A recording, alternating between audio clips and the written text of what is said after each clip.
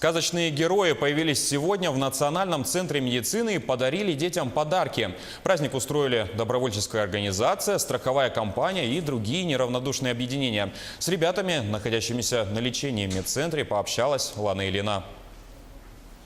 Мы находимся в медцентре, здесь лежат дети, которым приходится иногда лечиться по несколько месяцев. Арина лежит в больнице с обострением астмы. Скажи, Арина, как тебе в больнице? Мне не очень нравится лежать в больнице, потому что здесь не как дома. Здесь некоторые запрещают, некоторые нет. И здесь строго все по контролю. Ты знаешь, какой сегодня праздник? Да, сегодня день защиты детей.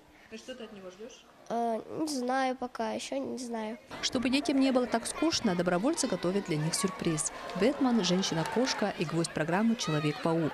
Герои популярных комиксов спустились прямо с крыши сюда, в солнечный город. Цель у киногероев одна – поздравить маленьких пациентов Днем защиты детей. Идея появилась после участия в Сахасе Лигеи.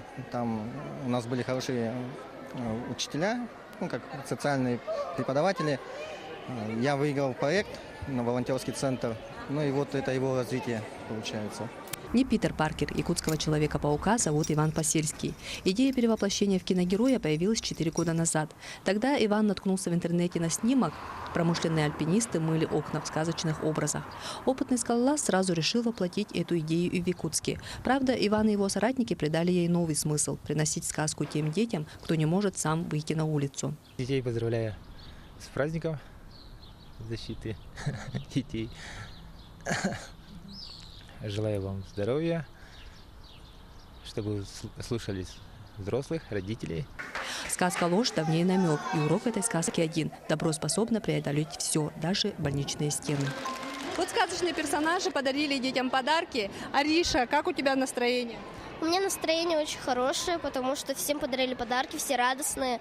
Что тебе подарили? Мне подарили зайца.